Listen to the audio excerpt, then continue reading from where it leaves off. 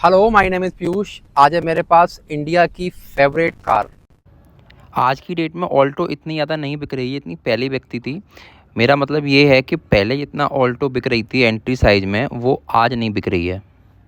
उसका कारण तो कुछ ख़ास नहीं है, बट फिर भी क्योंकि आजकल इंसान हैचबैक की तरफ नहीं, और जो एंट्री सेगमेंट है वो कहीं ना कहीं मिड साइज रेंज का एसयूवी की तरफ भाग रहा है। और जो ऑल्टो और वैगनर जैसी गाड़ियां हैं उनको आजकल आदमी थोड़ा इग्नोर कर रहा है। अब वो पता नहीं क्यों कर रहा है, या फिर तो लोगों की ऐसी थिंकिंग बन गई है कि ये बहुत ही ज़्यादा ही नीचे लोग ले पा रहे हैं, जो गरीब लोग ले पा रहे हैं। बट मैं बता दूं आपको कि ऑल्टो जो है वो अभी तक 2000 में लॉन्च हुई थी। 25 लाख से ऊपर इसके यूनिट हैं, वो बिक चुके थे। तो कहीं ना कहीं कुछ तो ऐसी खूबियाँ रही होंगी जो ऑल्टो को इतना ज़्यादा पसंद किया गया है।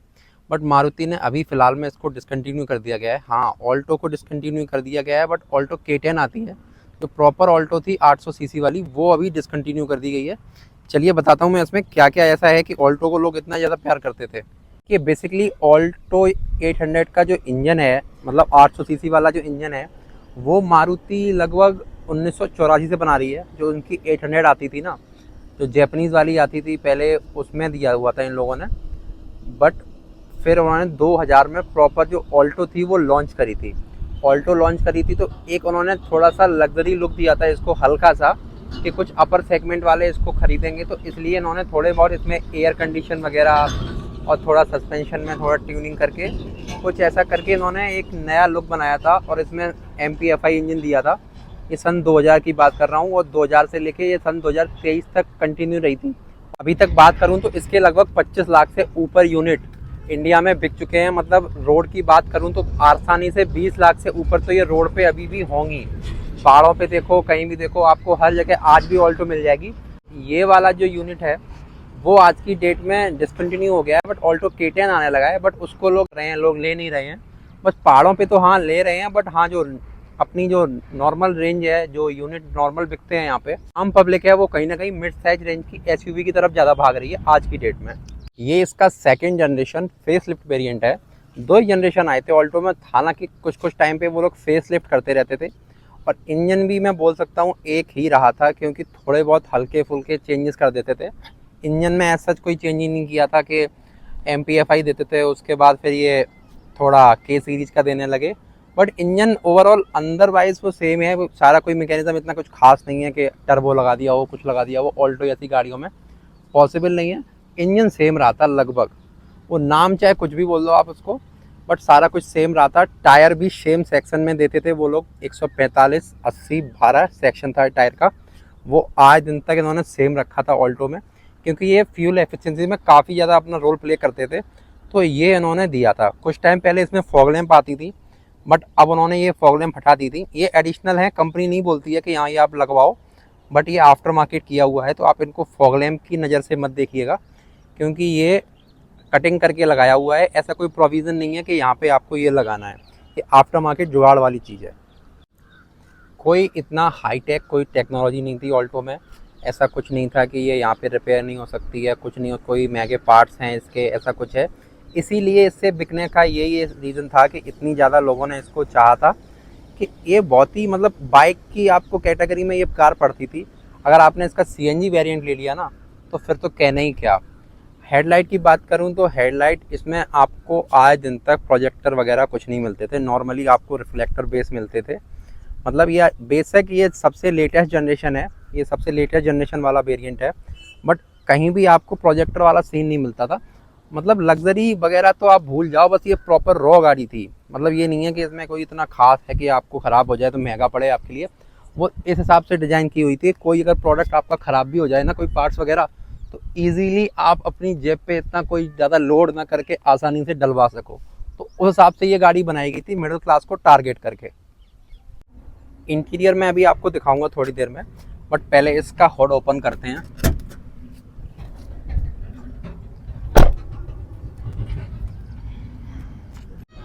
और सबसे खास वजह इसको इतने ज़्यादा बिकने की वो ये थी, इसका इंजन। ये इंजन ही है जो ऑल्टो को यहाँ तक पहुँचा दिया इसने, कि इसके 25 लाख से ऊपर यूनिट इंडिया में बिक चुके हैं। ये है इसका लेटेस्ट इंजन, 796 सीसी का 3 सिलेंडर, जो कि आपको 47 bhp के साथ 60 Nm का टॉर्क प्रोड्यूस करता है। इसमें आप देख सकते हो ऐसा कोई भी मैकेनिज्म नहीं है कि आम मिस्त्री या जो कोई कम पढ़ा लिखा हो वो इसको ठीक ना कर सके।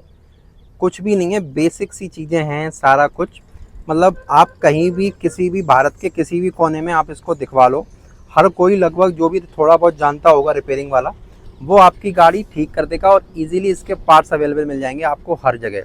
मतलब ऐसा कुछ नहीं है कि ये बहुत मतलब डिफ़िकल्ट है या ऐसा कुछ है, कुछ भी नहीं है। सादा सा एक छोटा सा इंजन लगा दिया गया है, ट्रांसमिशन लगा दिया गया है, एयर कंडीशन भी ऐड किया हुआ था क्योंकि इतनी गर्मी पड़ रही है, एयर कंडीशन तो देना ही पड़ेगा इंडियन रोड कंडीशन के हिसाब से, तो एयर कंडीशन ऐड कर दिया था। हालांकि एयर कंडीशन इसमें इतना सक्सेस नहीं हो पा रहा है क्योंकि जब एयर कंडीशन हम लोग चला देते हैं तो गाड़ी कहीं ना कहीं दबने लगती है और वो माइलेज पे भी इतना इम्पैक्ट करती है कि वो नॉर्मली आपकी जो पेट्रोल पे माइलेज दे रही होगी ना, तो एयर कंडीशन आने से वो कहीं ना कहीं काफ़ी ज़्यादा ड्रॉप हो जाता है और गाड़ी भी इतनी अच्छा परफॉर्म नहीं कर पाती। एयर कंडीशन लाइक ये इंजन नहीं है भाई, सीधी सी बात है। अब मैं दिखाता हूँ आपका इसको इंटीरियर बेसिकली ये ऑल्टो का जो सेकंड जनरेशन आया था उसका फेसलिफ्ट वाला है।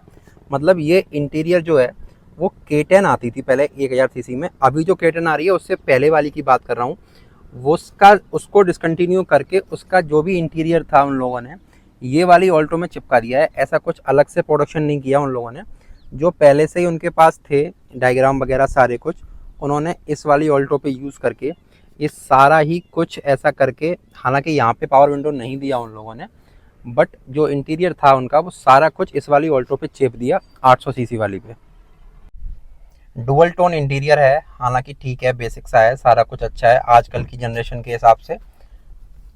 एयर कंडीशंस भी है। ये इसका VXI प्लस वाला वेरिएंट है, इसमें शायद LXI सबसे पहले आता है स्टैंडर्ड, LXI उसके बाद VXI फिर VXI। अब ये देख रहे हैं इसमें कुछ बेसिक सी चीज़ें ऐड हो जाती थी, जैसे चाबी में सेंट्रल लॉकिंग है और ये आपका स्टीरियो है, इसकी एप्पल कारप्ले और एंड्रॉइड ऑटो वाली, यही कुछ था सारा कुछ। और ये इको वाला आप ये बोल सकते हो इसको, स्टीयरिंग को ये इको में लग के आता था, पता नहीं पहले इसमें आया था या इको में आया था, आई थिंक इसी में आया होगा, पता नहीं, मैं इतना कंफ्यूज हूँ क्योंकि K10 पहले आ गई थी तो उसमें तो ये स्टीयरिंग नहीं था, पता नहीं, हाँ इको में ही आया है पहले मेरे हिसाब से। इंटीरियर वाइज तो गुड है।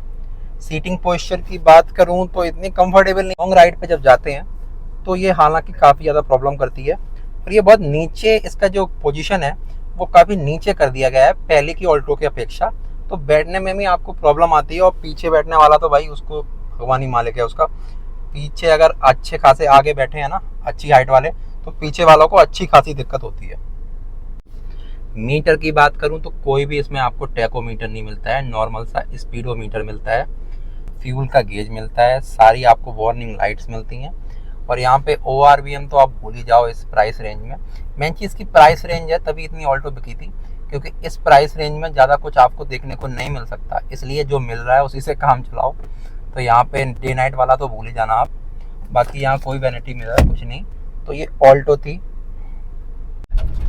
राइडिंग कंफर्ट ठीक है, ठीक ठाक है इस प्राइस बजट में, क्योंकि ये एक एंट्री लेवल हैचबैक है, तो इससे ज़्यादा आप एक्सपेक्टेशन मत करना। तो जो मिल रहा है भाई उसी से काम चलाओ। और बाकी ओवरऑल गाड़ी बहुत अच्छी है, पहाड़ों लाइक बहुत अच्छी है। बट हाँ, इसका एक ही ड्रॉबैक है, इसका AC। बार बार बोलता हूँ, अगर आपने AC चला लिया तो गाड़ी आपको ये लगेगी मैं कौन सी गाड़ी चला रहा हूँ, पता नहीं क्या ही चला रहा हूँ 2024 में या 25 में। आपको ये लगेगा कि पता नहीं कौन सी गाड़ी मुझको दे दी है, जो बिल्कुल पिकअप ही नहीं दे रही है, आपको छोटी छोटी जगह पे बंद हो जा रही है अगर आपने इसका AC चला लिया है तो। वैसे गाड़ी में कोई प्रॉब्लम नहीं है सच। आई होप वीडियो आपको इन्फॉर्मेटिव लगी होगी। You can follow me on Instagram for vehicles and car related information. मिलते हैं नेक्स्ट वीडियो में नेक्स्ट टॉपिक के साथ, तब तक के लिए गुड बाय।